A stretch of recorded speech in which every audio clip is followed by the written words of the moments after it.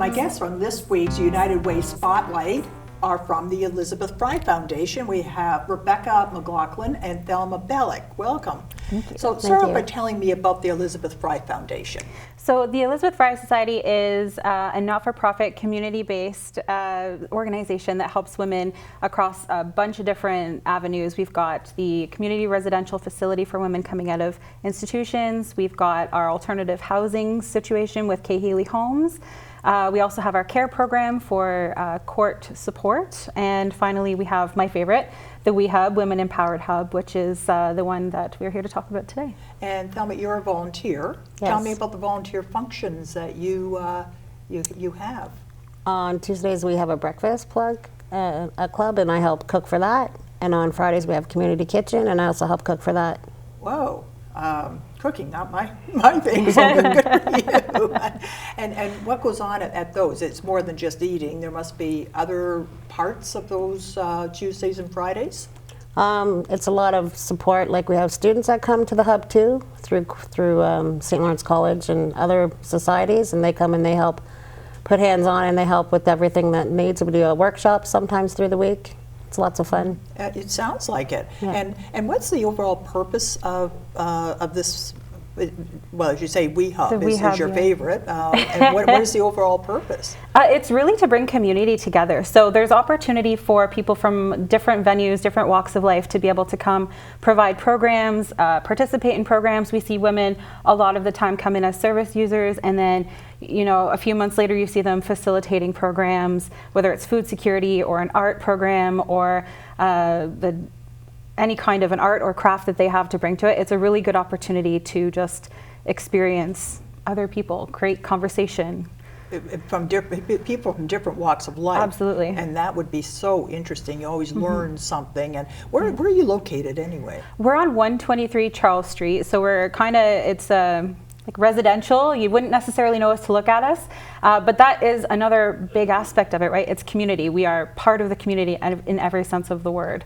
So we're just a little stop off of Montreal Street. If you were to take the #1 bus, it's pretty easy to find. Oh, so right on the bus route. That's that's always good. I'm just going by memory here, but the Elizabeth Fry really was a real live person. She was. And I'm thinking late 1700s, early 18. Yeah. And wasn't it more about prison reform? Yeah, so she was a huge advocate for women's rights in the prisons, specifically in terms of getting them something to do, a job. I think a lot of it was quilting, and having access to literature such as the Bible, and then just better conditions for women and children in the institutions in general. And that brings up a point that children used to, if you went to jail, your kids went with you. Yep. Yes, and that was on all levels, even the city jails. Yes. The whole families would be in there. Who's going to look after them? You don't dial up a sitter back in those days. So yeah, it was definitely tougher back then. It sure was, but there's still a need today, and it's for, people who, what kind of people do come to this, Thelma? Who do you cook for? Just generally, mostly women come to this society. They bring their kids once in a while, and pretty much homeless too come. People off the street that are hungry, we're always open to feed them.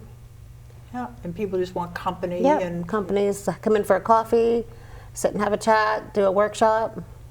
All right. Like a workshop can be crafts or cooking or beading or pretty much anything that somebody has a thought in their mind to do a workshop to help others learn to do other things. That's a great idea. And do you need volunteers to help with this program? We're always looking for volunteers. What sort of functions would a volunteer, like someone sitting there saying, gee, that sounds like something I'd like to get involved in, what sorts of things would you have them do?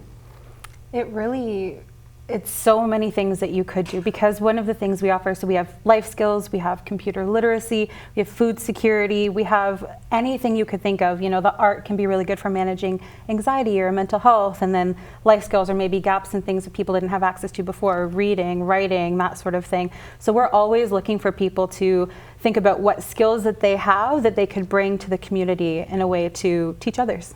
Rebecca, the rehab project, how is it funded? So our WeHub facility is 100% funded by the United Way of Kingston, Frontenac, Lennox, and Addington, and it simply would not work without their commitment and the commitment from the volunteers and students that we get every day. That's important. Yeah. Yeah. All right. It sounds like a wonderful program, and thank you so much for coming in today. Thank you so much for having us. Thank you.